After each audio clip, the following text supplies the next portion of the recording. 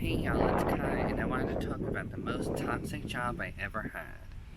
Yeah, I've worked a lot of toxic jobs, so this one takes the cake. Like, the toxic jobs I had before, like, I had no idea that I was gonna end up at a company even worse than this one. So, a couple of years ago, I worked for a company that it's a restoration company. And if you don't know what that is, because I didn't know what that was either, basically, if your house or building goes on fire, or if there's a flood, or if there's like mold damage or something, they come in and they fix the house or whatever room that was affected. So that's what a restoration company is, and that's the kind of business that I worked for. It was funny because this job had a lot of red flags before I started. Like, they asked me when I could start, and I said I could start on a Tuesday, and they yelled at me and said, "Why can't you start on Monday?" It's like, why are you yelling at people that didn't even start yet? My friend Gabby, she said, from what I told her, she said that this job had so many red flags, she might as well call it Six Flags. So with this job, there were two owners. There was the original owner and then the second owner who came in to really help everything out.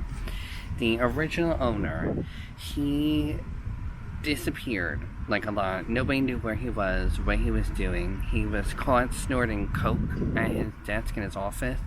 He was also embezzling money, so he could never pay anyone.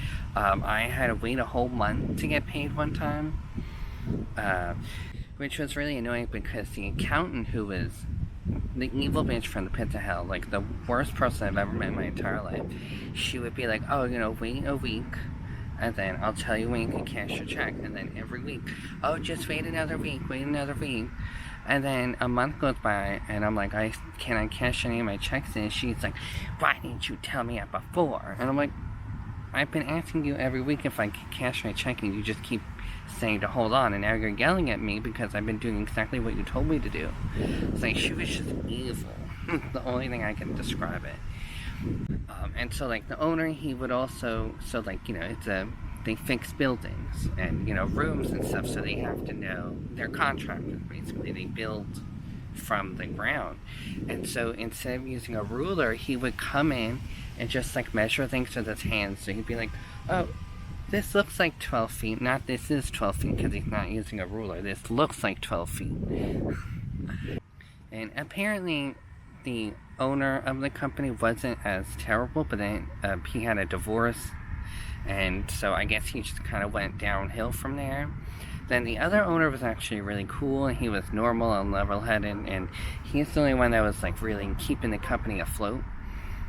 And the big thing about this company was that everyone was always screaming at each other. And when I say screaming at each other, I mean they were literally screaming at each other. And it would trigger me so much. And they would just go at it. The accountant and the receptionist always had like an ongoing war with each other. And I even I recorded it one time just in case I ever had to use it as evidence. And it's funny because I showed my mom one time, and she was upset because I guess I didn't finish recording their fight. And she's like, "Oh, I wanted to know what happens next." It's like, really? So there were three key people that were like the troublemakers. There was the owner, the original owner, always disappearing, didn't know what he was doing. There was the accountant, who my friend Donna, her boyfriend, nicknamed the Crypt Keeper, and it's very fitting because she was 80 years old. She doesn't want to retire because she thinks being stressed out is going to make her live longer, which is, I guess, why she's always screaming at everyone. She was the worst, though, screaming at everyone, and she wanted to continue working because her father lived to be 96 and he was stressed out. So she thinks by being stressed out is going to make her live longer, which makes no sense at all. And then there was a third person that I nicknamed the Plague because she was always bringing in her kids when they were sick, and she would be sick too. And she was awful as well. One time I told the receptionist, it's like the three horsemen of the apocalypse. You got the owner, you got the Crypt Keeper, and then you got the Plague. I guess I need to come up with a funny name for the owner to make it match. the owner, the crypt keeper, and the plague just doesn't work when the owner's the only one with the normal name. Oh, and just so everyone knows, the accountant, who is nicknamed the crypt keeper, she was the one who yelled at me before I started because I said, "Can I start on a Tuesday?" And she's like, "No, why can't you start on a Monday?" So she's the one who yelled at me. So it's like, this way you remember, putting names into the characters, because that's what they were characters. So I'm going to get into the backstory of the crypt keeper a little bit, and the accountant. She's 80 years old. She always, well, I don't know if she still works there or not. It was a couple of years ago, but she would always bring in her pet poodle, which I think is really funny because my friend Donna, she hates poodles because every poodle has lunch for her throat, apparently. So it's just very fitting that this horrible human has a pet poodle. At least from that perspective. I'm sure there are good poodles. This poodle I didn't mind. He was actually pretty cool. I felt bad for him because she would just stay in her room the whole time because she had her own office. And she wouldn't let him out to go for walks or anything. So he would just pee in the floor in her office, and the door was always open. So the whole office smelled like dog pee. It was kind of funny because one time he actually escaped, and the whole office was looking for him, and then we're looking for him outside, and he just appears out of nowhere, and it's just he's just like, "Hey, what you doing? What are you looking for?" But it was him. They missed him. But I'll never forget this one time when it was just me and the accountant, the crypt keeper, and we had a close up, and I was closing up the office the way the receptionist told me how to. And when I started to do that, the crypt keeper, she started yelling at me. And because she was yelling at me, I did something wrong, and I didn't close up properly. So that the next day, the receptionist was telling me that the crypt keeper was throwing me under the bus, telling me that, she was blaming everything on me about what happened with not closing up properly. But it was only because of her that I messed up, because she made me nervous, because she was literally screaming at me. She did apologize, but it's can you not scream at me? If you scream at me, I'm going to do bad. I'm going to do worse at whatever I'm working on. And according to the receptionist, the reason, or maybe the reason why they kept the accountant, was because she got them out of legal trouble a lot. Yeah, so for the backstory of the accountant / the crypt keeper, she is a very rich woman in her 80s who has 2 houses, a lot of expensive cars, and then one time she got mad because the newspaper person put a slip on her door, and it had a tip thing on it, and so she got upset thinking that the reason why they wanted a tip was because she's got this nice house with all these cars, but in reality, the newspaper, they just do that. They just have a already printed slip that just has, things on it, and it says tip on it. So it had nothing to do with her. But because of that, she decided to cancel her newspaper service because she thought that they were trying to get more money out of her, even though that was just a general thing, not aimed at her. And then she also always ordered food from a local deli.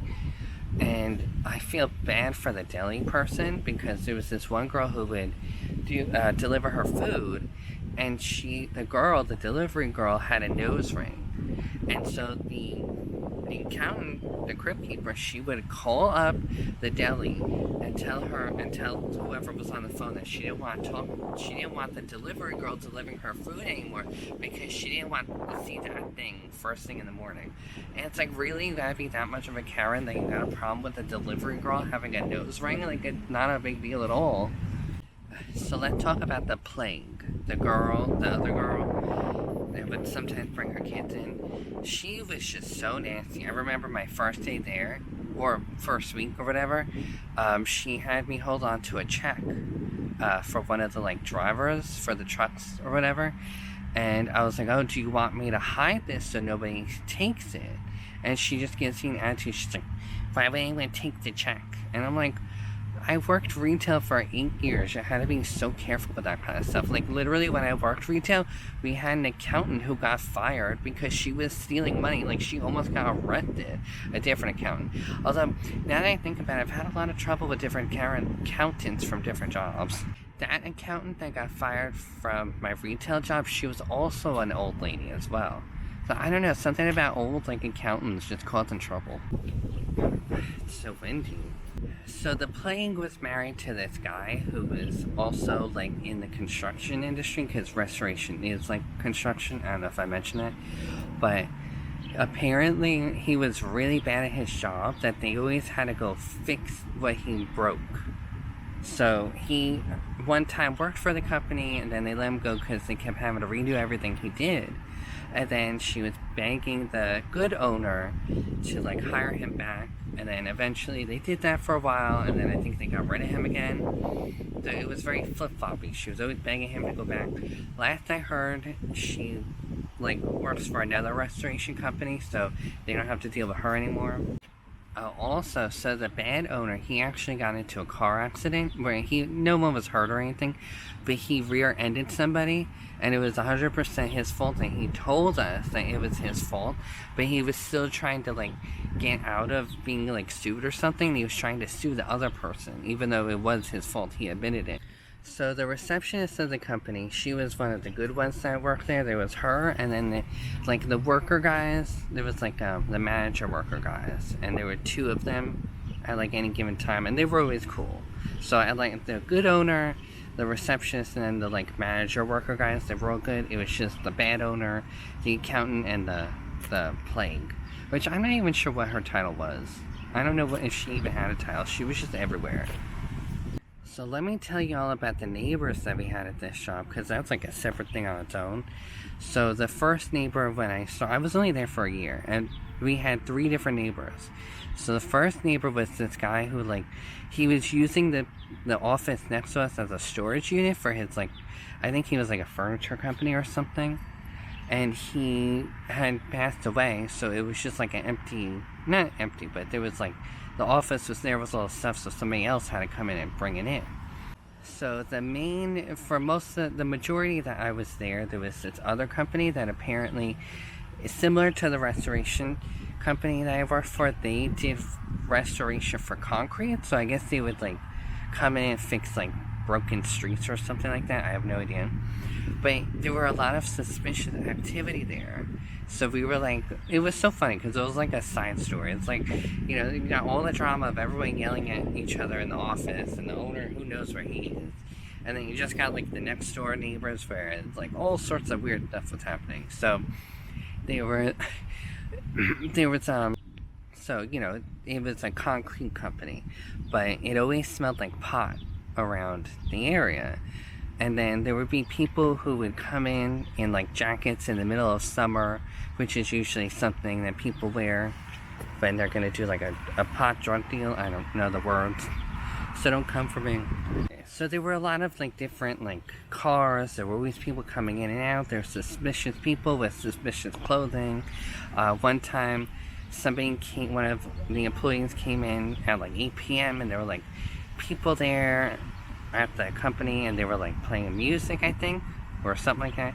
But it was just like really weird. It was weird because they had like a giant poster covering the front door, so you couldn't even like see inside.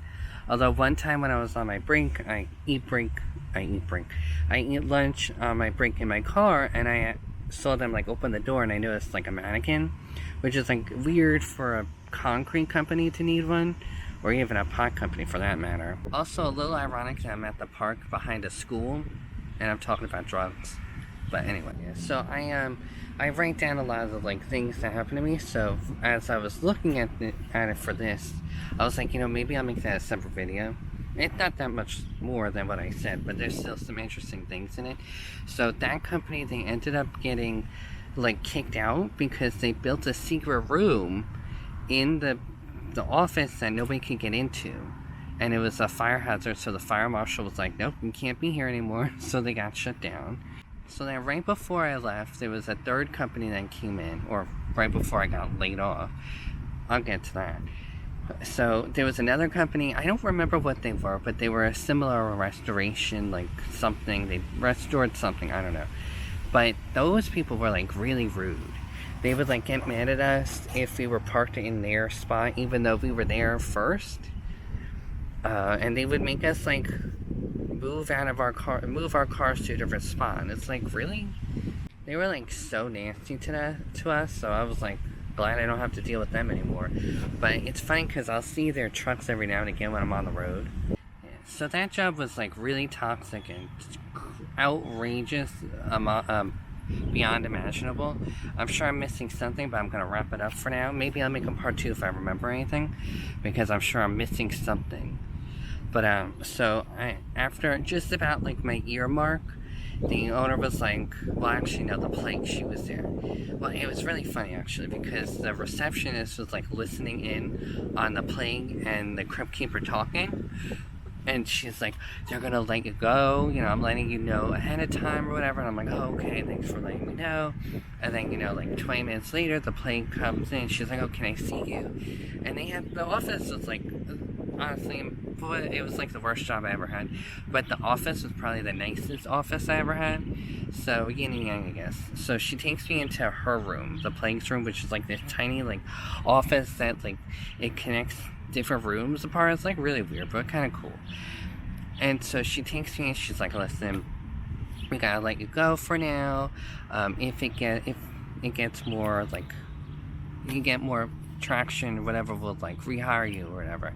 So I'm like, oh, okay, thanks. And I kind of tell her, like, I wasn't really vibing with this job aside from the cuckoo birds, because it wasn't really my thing. Because, like, when I would do the restoration, like the office work, it was like calling people, and I'm not a phone person. And I would also do their social media, so that's what I'd like to do.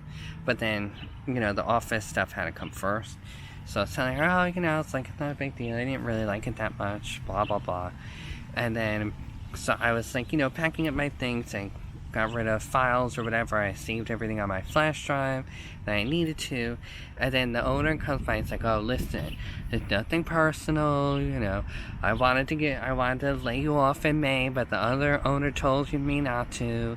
It's like, blah, blah, blah, whatever. And it was so funny because I really did not like this job, because everyone was screaming at each other all the time. It was a bad vibe. I really didn't like it. And I didn't really like the working stuff if I got to do social media stuff. So I get in the car and I'm driving home. I'm laughing hysterically. I was so happy that I didn't have to deal with these cuckoo birds anymore. It was just the worst. And I get home and my dad was like, wow, I've never seen someone so happy to be laid off before. And I'm like, you have no idea. And it was really funny because a couple of like months later, the plague was like trying to get me to do stuff for social media, but then she like ghosted me for a while for their company, the same company. And like a half a year later, the accountant, the crypt keeper, she like emails and calls me. She's like, oh, you know, the plague is gone, the bad owner is gone, so it's fun here now. If you wanted to come back or whatever, maybe I could find that email and read it or whatever. And I just ghosted her because I'm like, I don't need that drama. I don't need that toxicity. You know, I'm learning to just do what I need to do, and that's not what I need to do. Whenever you gotta leave a toxic job, even if it's on purpose or not, just leave it. And that's my story of working for the most toxic company I ever worked for. And if I remember anything, maybe I'll make a part 2. Who knows? Today's shirt of the day is Crystal Snake. So I've been getting into like furniture painting, and there's this dresser thing that I keep noticing, and I'm like, maybe I can get it. That somebody's like throwing it out.